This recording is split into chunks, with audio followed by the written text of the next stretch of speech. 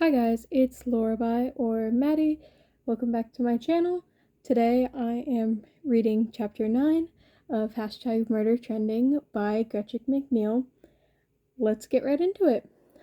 Niles and Blair had disappeared down the street, but Dee still stood in front of her new home. Temporary home.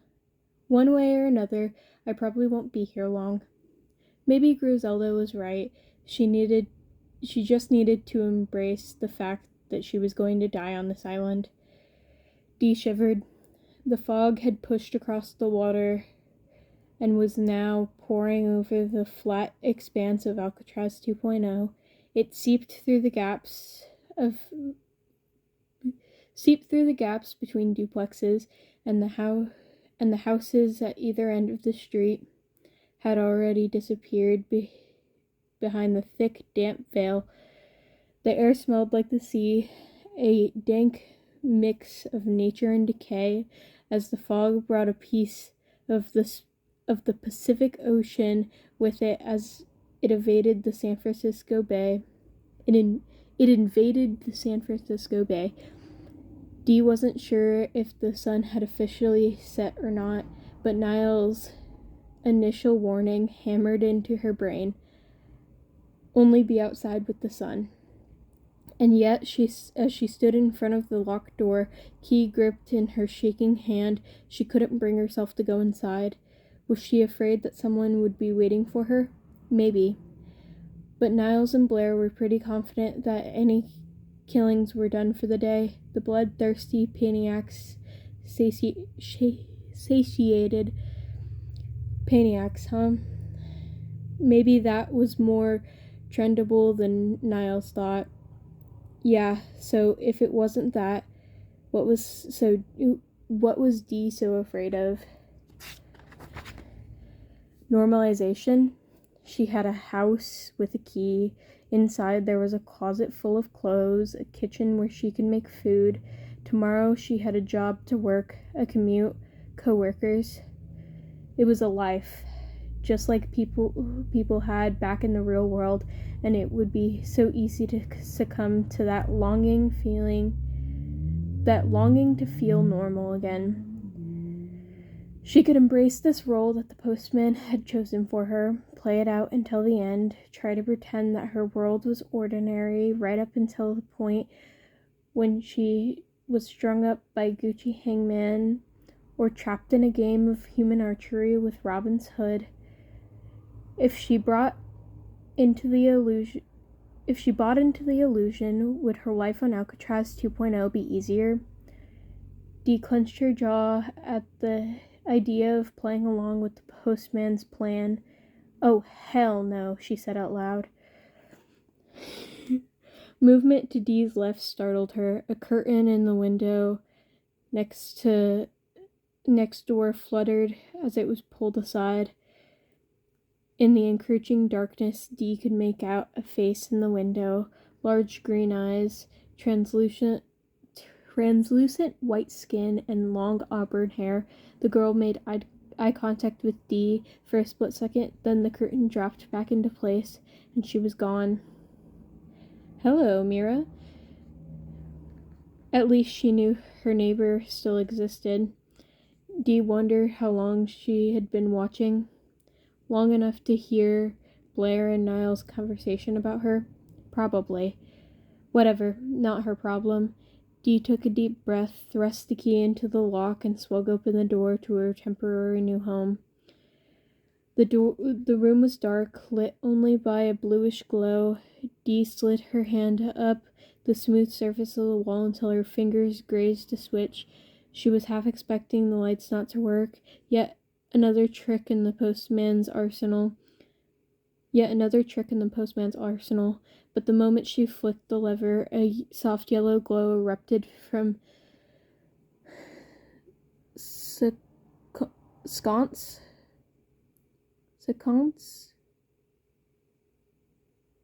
I don't know. Along the wall, illuminating a small living room.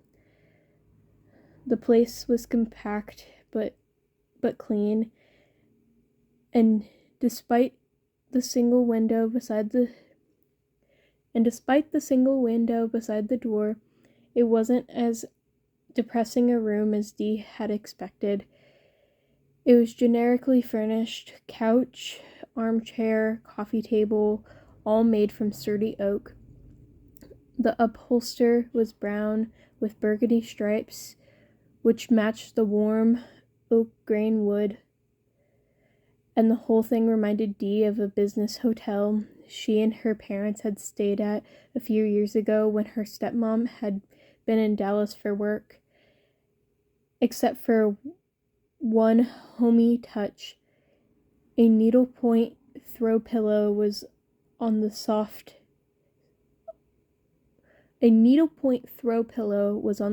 depicting a rainbow descending from a cloud to a house beside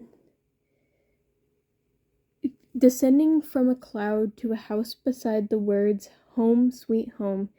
Gee, thanks, postman. Douche. Round half dome security cameras, ones like the ones inside Ice Cream, were mounted to the ceiling, tucked away in every corner. Their red lights flickered to life as Dee entered, just in case she had any illusions of privacy. This house probably had more cameras than a Vegas casino, and as if to remind Dee that her every move would be caught on film, above the mantel a large TV screen was showing Jeremy's final moments as he flailed around with a dozen short-fin makos in the frothy pink foam of his own gore.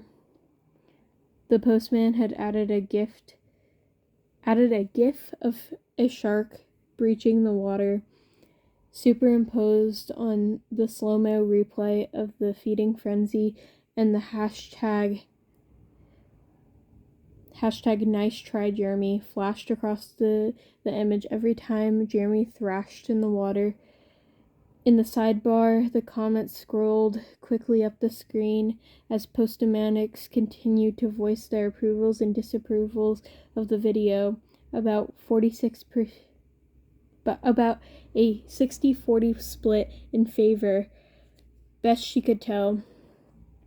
And Dee wondered what was playing on Jeremy's live dedicated channel at the moment. A feed from his empty home, or perhaps the channel, like Jeremy, was dead. Dee turned away, unwilling to watch an endless loop of Jeremy's death, but the sounds of his screams were just as disturbing. Was the volume set to maximum? She scanned the coffee table and sofa, looking for a remote control. Shocker, she couldn't find one, which meant there was no way to turn off the screen or the sound. So that was awesome. She'd be surrounded by snuff films every moment of every day. This island kept getting better and better. An archway at the end of the living room opened into a dining kitchen combo with a staircase running up one wall. A round 4-seater table sat perfectly center beneath a glass and chrome light fixture, and directionals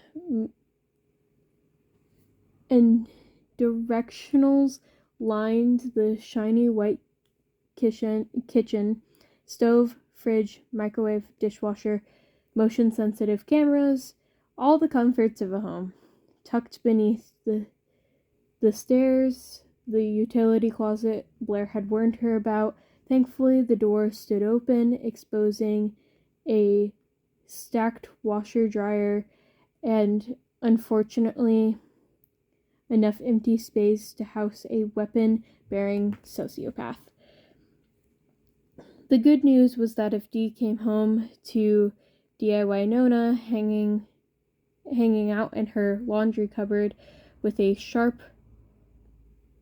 some razor-sharp knitting needles or a home welding kit, She had a secondary means of escape. The entire back wall of the house was taken up by a sliding glass door, which was, of course, annoyingly easy to shatter to gain entry, but she wasn't going to think about that right now. Dee tugged on the handle to make sure it was locked, then flipped a nearby switch. Exterior floods illuminated the backyard. It was a concrete rectangle with a set of wicker lawn chairs that had seen better days and was separated from Mira's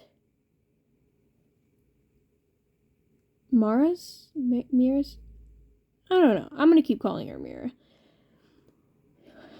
Mira's identical patch by a warped wooden fence.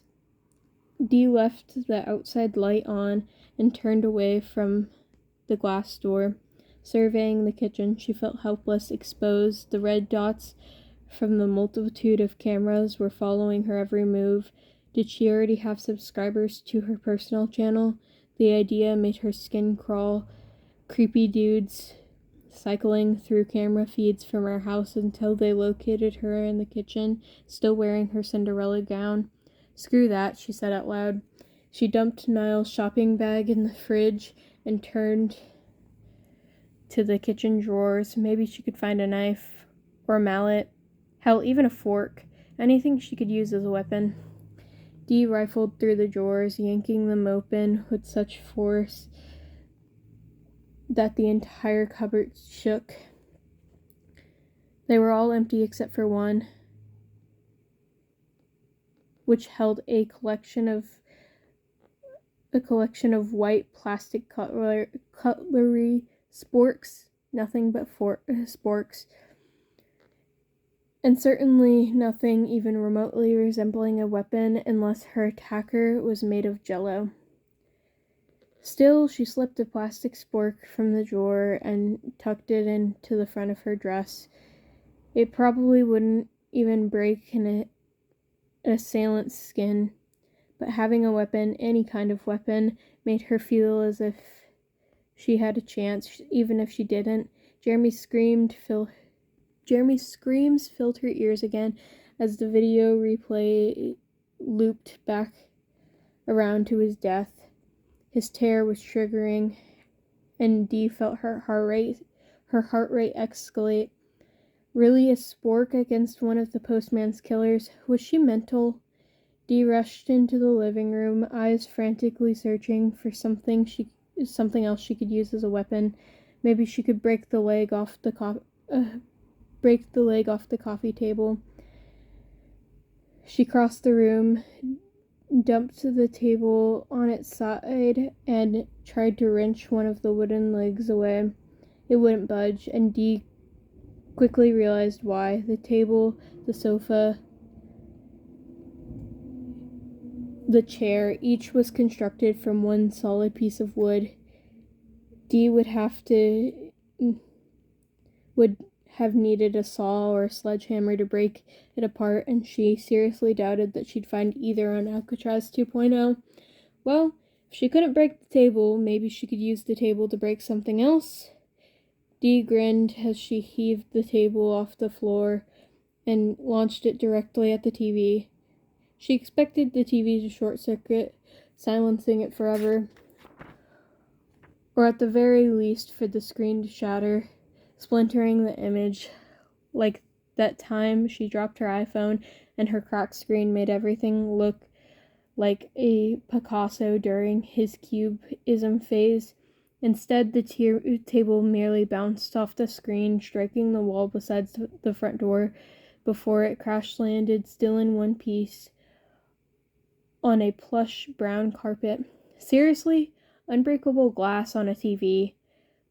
Was that even possible? She tried one of the metal chairs from the kitchen table next. Same result. Dee turned her attention to the domed cameras. If the furniture and the TV were indestructible, she guessed the cameras would be as well. But maybe she could pry the dome off by using her spork and dismantle the camera within. Worth a shot.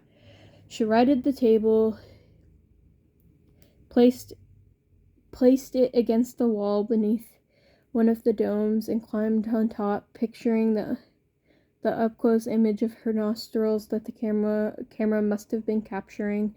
She slipped the spork from her dress and reached out towards the camera with her other hand, but the moment Dee's fingertips touched the domed lid of the camera, a searing pain ripped through her arm.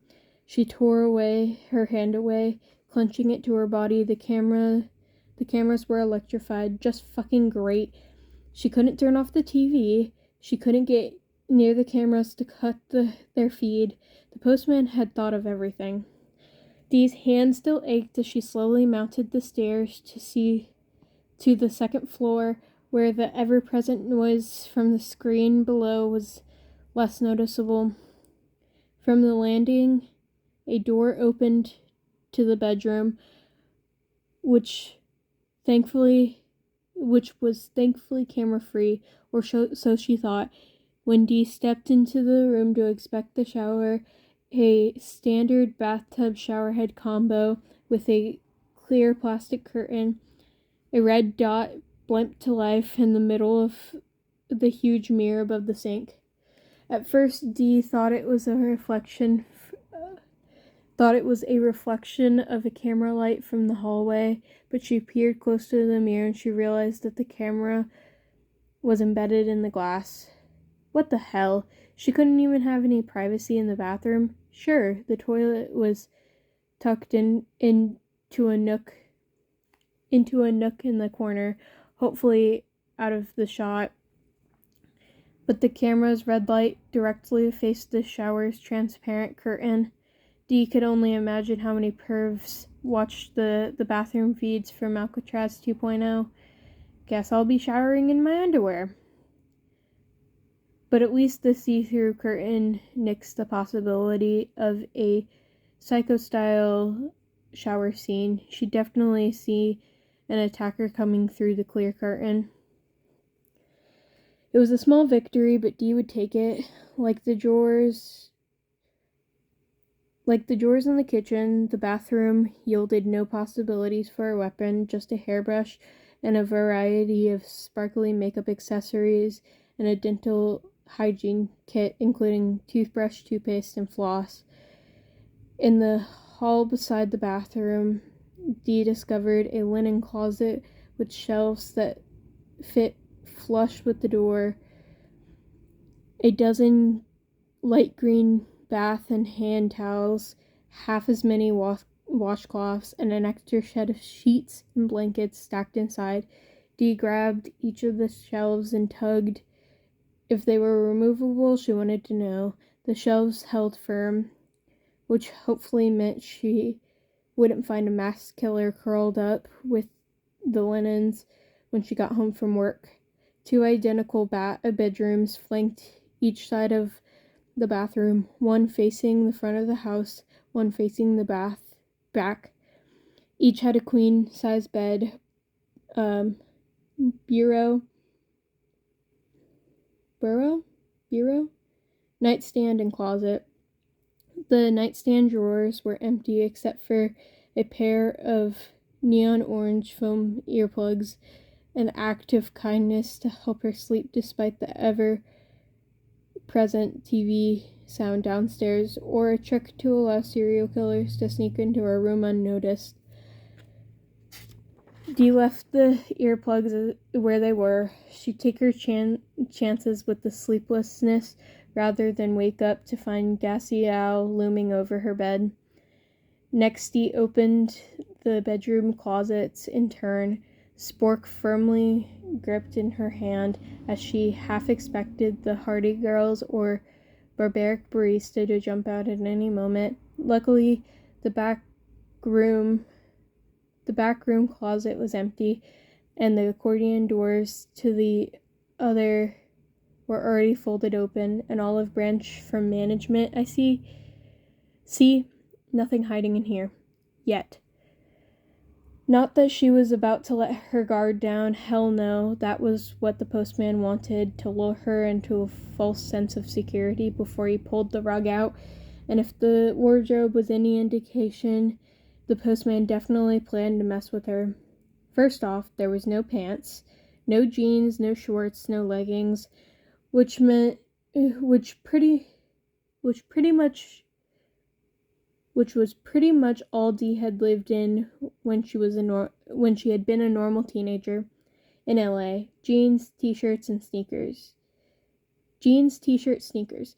Jean shorts, tank top, flip-flops, jeans, sweater, boots, rinse, repeat. She liked muted dark clothes, the occasional nerd-proud tee, no patterns. This closet was pretty much the complete opposite.